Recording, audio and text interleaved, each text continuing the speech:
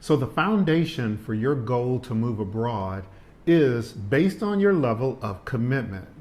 So let's look at three areas for your level of commitment. One, emotionally ready. Two, culturally ready. And three, financially ready. What do I mean by those? Number one, emotionally ready. That's when you are saying to yourself, yes, I am interested in moving abroad. Just basically, yeah, we're not trying to convince you of anything. So that's emotionally ready. A lot of people got to work on that. Number two, culturally ready. So what you have is someone who has possibly said, yeah, I want to move abroad, but they haven't taken into consideration change management, a mindset shift, the fact that they are moving to another country on a totally different continent, and each one of those 50 plus countries has its own culture, as well as even if you moved from one floor in your office space to another floor, it's a different culture. So there's this ignorance that exists that one has to educate themselves on and get your mindset to be ready to shift. Then lastly, we talked about being financially ready. And what I mean by being financially ready, do you have the budget? People talk about living by faith, but you don't want to pull a faith muscle. You don't want to pull a hamstring in your faith and leap out there and some kind of way it's the Most High's responsibility to finance your dream. No, you want to have generated income either before you leave or have a plan in place. The better plan is to have something going before you actually depart, knowing that you've got income coming in that will sustain you, so you'll be sustainable. So those are the three right there: emotionally, culturally, and financially ready. And what we're going to do now is start talking to you about a story. Marlene's going to start telling you about how we dealt with some things, and you can pull out these various three things as you hear our story about our house. Yes, we had been in our house for quite a few years. We were blessed to have this house. We loved it. It was a dream of what Mark had seen years ago and realized this is the house. And as we were making our decision, to move, I was like, I am not sure I want to be dealing with having a house in the States and then being in another country. And I said, well, I think we ought to think about selling, because we could use that money for when we move. We don't know all of what we're going to be dealing with, what the next things we might want to be doing when we move, because we know we're going to be there for the rest of our lives. So I said, no, I think we better go on and sell and be able to go on and use that money for when we make the big move. Yeah, so now for some of you, maybe renting your house out, it's the option that you keep. She's just telling you our personal story and how she kind of got to the point where she was ready to move on. Because, you're always hearing that people have a home in another place. People have a home maybe in Florida, or people might have a home in Europe or something like that. But they've been doing that for years. You might have generational situation. And so I'm like, well, that's been going on forever. So it can be done. And that could be something that you could see that you would want to do. And so it can work for you. Yeah, it's nice to have big dreams. And so we do encourage you to do that, to have your big dreams and maybe multiple houses. So anyway, but the point is that a house is usually a family's largest investment. And so if you want to see where somebody's heart is, start talking about messing with their money. Right. Okay.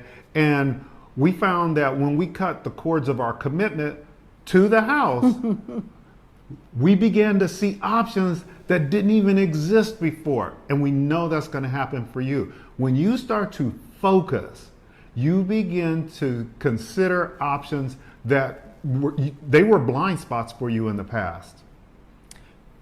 Go on. I think, no, it's a good time for you to, I guess, give some examples from marriage, and I'll chime in ever so often, but people need to understand this business of commitment. So. Right, because when you're making that move, it's a very large commitment. Like you say, he said, getting a house is a big investment, But investing in your marriage is a big investment also. It's like you're committed to that. You've made that decision. You're looking for the long haul. You're not looking to do anything different, but just stay in that. And so it is a commitment in a marriage, and it's a commitment to make that move of a lifetime. Yeah, think of it like this.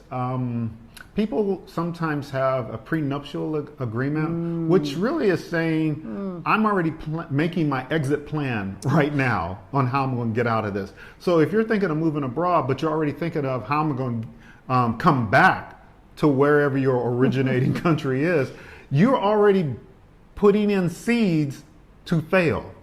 So when she talked about marriage, and you think of it as a decision, so if you replace the word love with I choose, I decide you. Yes. Every day, some days are rough and tough, but if you're doing it every day, you're saying, I choose you, I choose you, I choose you. And it kind of works better than even saying I love you. It's just like I choose you. Because when it's over and done, then the question is, well, what happened? You stopped choosing the person? So it's about every day deciding this thing. And imagine that you've moved abroad, and so you're making the commitment by saying every day, I'm deciding, I'm choosing that I'm going to stay. Think about this is a little humorous, or vasectomy. So for us guys, hey, let's be for real. That requires a mindset shift, all right? I mean, you're saying I'm cutting off the possibility of future seed. I've got all I'm going to get, or I didn't get any, or whatever, of these descendants. And so it's that kind of a thing, that kind of a commitment. It's an attitude of we're going to burn the ships and we're not making a plausible option to get back. There you go. Another thing is like insulting your boss. It's like you can't take those words back. You know, there's a lot of things. It could be boss, it could be a friend, it could be any situation. But once you have said something, it's you can't take it back. So it's like once you venture to do something and you've made that decision, you're trying to have no options here. Okay, so yeah, I think that's something you really want to really take stock in and really think about that. That's an excellent and point. So it's like, sometimes when we do things, we can't believe that we're trying to do something and we're like, oh man, I don't know if this is going to work. But it's like, no, you want to step forward, you want to do that because you want to make sure that it's going to pan out, because words have power. So in reference to things that we say, we want to be clear on that and step forward and make sure that decision is set and clear. When you talked about give it time to pan out, that brings to mind how it is important to give something time for it to come to fruition. And in this case, it might be your attitude about where you are. I think sometimes we don't give something enough time to pan out or to come to its fruition. It's like in other words, learning how to take a taxi in New York, learning that you're driving a certain way in Los Angeles, learning if you're in Mexico, it's going to work this way, learning in Italy, it's going to work this way, or on the continent of Africa, in Angola or Namibia. But the point is, give it time to pan out. So let's summarize some of this stuff. All right, so choices are about change, decisions cut off options. And what do I mean by decisions? Well, let me use this analogy. So I know you may have heard of Cinco de Mayo. So it means the 5th of May, right? So in this case, day means of. So it's the 5th of May. Day can mean of or from. Incision, you've heard of that word before, like incision, making a cut. A surgeon makes an incision, a cut. And so what happened is when you make a decision, you cut yourself off from every other option. And that's evidence of a commitment. That's when you've done it, all right? So you want to also, to piggyback on something Marlene was saying earlier, you want to be running to your desire. Like you've heard of this example before. Instead of when you have a problem on a job and you figure you're going to go someplace else because the grass is going to be greener. So you're running away. And I know there are problems in probably your country of origin. Let's say it's America. And yeah, it can be true. You want to run away. You want to run away. But at the same time, you want to have made a list of and search for, what are you running to? Right. Because in the job analogy, when you're running to something, that's more likely to stick than when you're running away from something. Because the only thing, the common denominator was you. Right. So there is something to think about. Hey, talk to us about some of the options. Wow, there's a lot of opportunities that we saw in reference to moving abroad that a lot of times you really have to sit down and just meditate and just really take the time to think about these things. And we were thinking one of the ultimate things is having peace of mind. Because wherever you are now, whatever's going on where you are now, just making that decision to go forward gives you a peace of mind.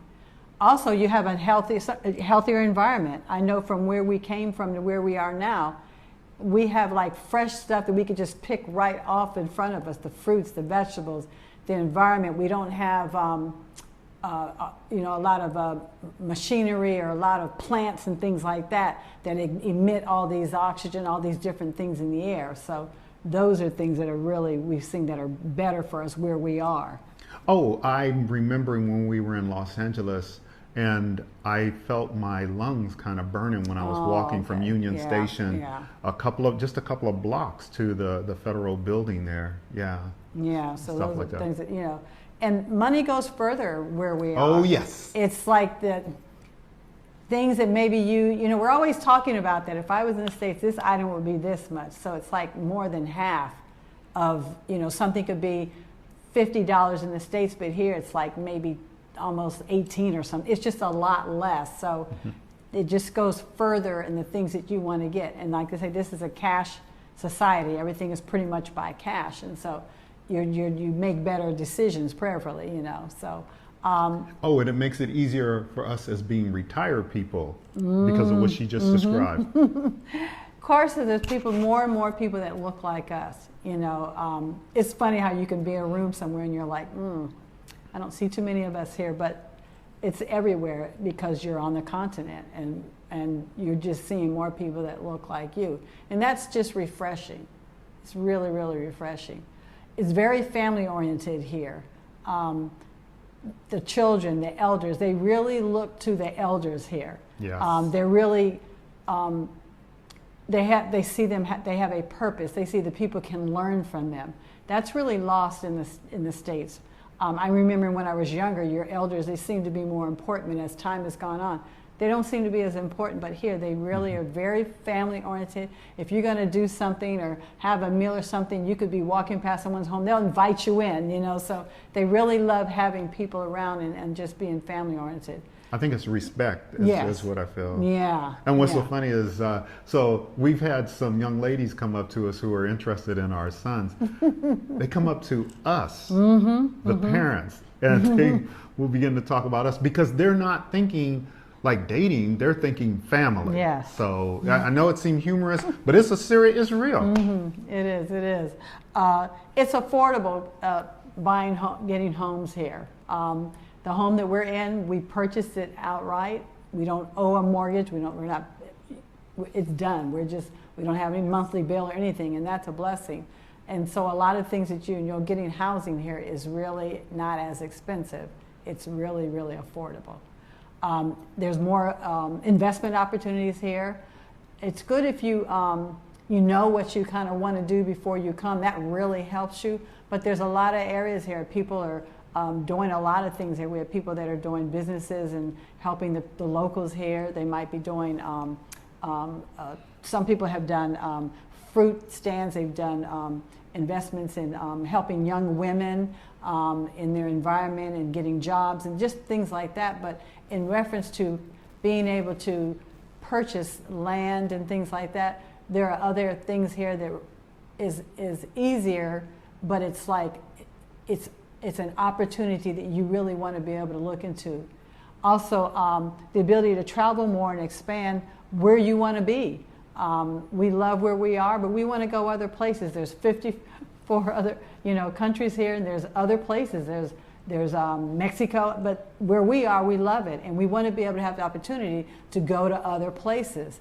We love the environment, but we want to go where we can see the Victoria Falls, or we can go to, to where the animals are out and just running free. So we have enjoyed having the opportunity to be able to do other things and it's right at our fingertips. And so those are just some of the other areas or other opportunities that are open to you as you look to make that move. So what do you think? Anything else you could add to that, Mark? Or you're No, you good? pretty much summed it up, and I'm in total agreement with you. And they help you to come up with what is your why. One night can